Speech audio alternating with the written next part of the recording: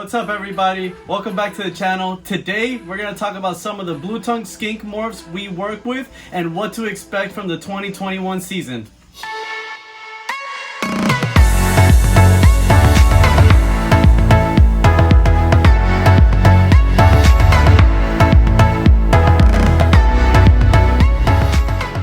If you guys aren't familiar with us, my name is Manny and we have been breeding and selling reptiles for over 10 years, and we've been working specifically with northern blue tongue skinks for over 6 years. Before we get started, I do want to say that a lot of these blue tongue skink morphs, they're not actual true morphs, at least the ones that are available to us in North America. So what I mean is, it's not a recessive trait like, let's say, albino ball python. They're line bred traits. So when you're saying this is Swedish line, this is sunset, this is sunrise, you're more describing the line it originates from than what the animal actually looked like. Now, a sunrise animal is typically going to be a lot brighter than, let's say, a sunset animal, but there's plenty of sunset animals that look pretty normal, that it would be hard to distinguish between a normal, even between like high-end sunsets and high-end Swedish lines. They're very, very similar looking. So you can't just look at an animal and be like, oh, this is a sunrise, this is a sunset. Like, no, not like TikisGeckos where a harlequin is a harlequin because it has the harlequin markings. So that's one thing to keep in mind as I'm talking about these morphs. And if you're looking for specific morphs or want to learn about specific morphs, one of the things to keep in mind, it more describes the line that they come from more than what the animal actually looks like. So here I have in my hand two of our classic northern blue tongue skinks. Now what classic means is basically what they look like from the wilds in Australia. So you're actually going to get a big variation in classics. That's one of the reasons why I really don't like the term, but it's a term that we have. So classics is basically going to be a normal, like I said, wild-caught looking Australian animal, and they can vary in color a little bit. They're going to have sometimes a light yellow, sometimes a little bit brighter yellow, some more brown, some more black, even a little bit of oranges. Now with classics, the reason why I like to work with morphs a little bit more is as they get older, their color does kind of fade. They don't stay as nice as some of the morph stuff. Some of the morph stuff, usually as they get older, they actually get better. Now this is like an older female, and you can see she used to be like a lot deeper, brighter yellow, but now it's fading a little bit. She's not very old, but it just happens with the classics. And like I said, there is a massive variety, which is why I like to label classics like yellow classic or orange classic or pale classic, because they are, like I said, that is how you find them in the wilds in Australia, but there is such variation between them. So these are the two classics we had earlier, and this girl on my right hand is actually one of our most classic looking classics. The reason I say that is because you can see she has thin black bars that doesn't go through the body. It just appears one on each side, and then in between those black bars is a nice like silver cream pattern coloration. Now a lot of the morphs, they actually get color there, so this is a pretty good looking normal. And same thing, they don't have color on the tail, they don't have color on the limbs, none on the face. That is a good normal classic. All gorgeous animals. We call it classic kind of like it's trying to demean the animal, but they're absolutely gorgeous. Some of my favorite lizards in my collection are considered classics. And then you get some that are a little bit different, like this guy. Instead of having like that uniform coloration from top to bottom, he actually has like a good amount of red right in the middle. So this is still considered a classic, but as you can see, I just want to show you guys a little bit of variation. It can get a little bit confusing, honestly, with all these morphs, but I'll show you guys some of the different ones and kind of like show you the differences that in the head color, in the limb color, in the tail color. Like I was saying before here, there's no color, and wait till we whip out some of the morph ones. You're gonna see it color from head to tail. So when these guys are born, they're actually born with like a lot of brown coloration. They're not gonna have this bright yellow, bright orange colors yet. Even the morphs, when the morph babies are born, they all look very similar. The big difference is as they mature and get older. A lot of them, even the classics, are gonna get a lot nicer, but the morph stuff, like I said before, is gonna get a lot nicer and retain the color a lot better as well. We don't have any babies to really show you how they look like when they're born. Our breeding season just started. We actually paired up all of our females already, so now we're just gonna be waiting for babies, which should be born around May, June, and July. So that's when we should expect us to have some northern blue-tongued skink babies for sale. So here I have my absolute two favorite morphs of blue-tongued skinks to work with. On my left hand is the sunrise northern blue-tongued skink. On my right hand is a sunset northern blue-tongued skink. Now these guys do look very different, but they do derive from the same exact lines from a guy named Andrew Saki. He basically saw a couple deep yellow colored animal and kept breeding those back to each other and eventually created this line called the sunset northern blue-tongued skink, which looks literally like a sunset colored. Now there is variations, you know, there is some that are better, deeper colored, some have more whole body color, but generally these animals are supposed to look like when the sun is setting, that deep, bold, like yellow orange colorations. And the really high quality ones get color all the way from their head all the way to the tip of their tail. And on my other hand, this actually came from these guys. So when he was breeding a lot of these deep colored animals, he would get some light colored animals, some light bright yellow northerns, and he decided to actually work with these and line breed those and created what we call the sunrise. So just like the sunset, the sunrise is supposed to look like a sun, like the sun when it rises, a nice bright yellow coloration. And when you outcross these also, they create some incredible animals. Some of my favorite animals in this whole room are from either sunrise, sunset, or an outcross, which means a sunrise or a sunset cross back to a classic northern blue-tongued skink. When you do that, you get some nice orange colored animals. But like I said, some of my favorite absolute morphs to work with, and that's what our collection is mainly based off of, sunrises and sunsets. So this right here on my right is the sunset northern. Like I was saying before, it almost has like a deep orange, deep yellow coloration. And remember how I was showing you in the normals that the center in between the bands and the normals were silver? You see, this is the exact color of the animal. That's one of my favorite things about this morph. And it's like, you can, I don't know if the camera can pick it up, but this guy has color literally from his face all the way down to his tail. Very cool. You know, classics don't really have that. This is why this is one of my favorite morphs to work with.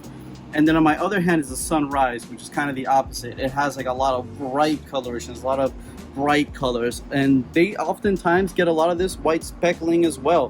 Very bright animals, usually pretty reduced black, and they do sometimes get the face color all the way to the tail, but it's not as exaggerated as the sunsets. So here I have one of the most sought after morphs in blue-tongued skinks that are available in North America is the Turner White blue-tongued skink. The Turner White is a gene that when the animal's born looks actually completely normal. It looks like any other baby blue tongue. And as they age, they actually get whiter and whiter and whiter and whiter with every single shed. Now, some develop a lot more white a lot faster. Some take a lot more time. Some can look normal for 2 or 3 years, and then once it hits 4 or 5 years old, it's almost a solid white animal. So this gene is very unusual to work with, very hard to predict, and very hard to replicate. Over here, Miami Snow is actually in shed, but he is as close to pure white as you can get in North America without having an Australian white northern blue-tongued skink. Like, this guy has almost no black, and he turned white very, very fast. He was almost solid white in 6 months, which is very unusual even for this morph. And on my other hand, I have another Turner White. As you can see, is pretty pale, but still has a lot of black on him. He's still young. He's only about 2 years old, so he can even keep changing as he gets older, and he is still getting whiter. To what extent white he will be, I'm not sure. Only time will tell. That's, like I said, that's one of the problems with working with this morph. It's very hard to predict, and especially as babies, they look completely normal. I'll show you some pictures that Miami Snow when he was a baby versus Miami Snow now. So this is with this top guy, this is generally what happens more with the Turner Whites. This guy, when he was born, he was like a nice light yellow coloration, and with each shed, the yellow keeps fading into like a pale coloration, and then eventually to what he is now. And then the black also fades to kind of like a brown. So it's very unusual, and like I said, Miami Snow is kind of a freak because he kind of skipped all of that and basically ended up being solid white. The frustrating part is when you're picking out Turner White blue-tongued skinks, they're very expensive. Nice ones are gonna run, as babies that look kind of normal, can run you over $1,000 easily, and some even $2,000 from like animals like Miami Snow. And you might pay that much money and get an animal that looks like this. Gorgeous, but you know, it's not Miami Snow. So it's one of the most frustrating lines to work with northern blue-tongued skinks. And hopefully reproducing this animal, Miami Snow, with other animals that are fast-changing whites, hopefully, my hope is that, you know, we'll start producing animals that consistently turn not just high white, but fast. So we can tell, hey, this animal is going to be very high white, you know, and it's warranted of the price that it's worth. So here I have one of the lines we've recently been working with over the past couple years. This is called the Swedish line. So the Swedish line is very similar, in my opinion, to the Sunset, where they get that deep coloration all the way from their head to the tail and the high quality ones.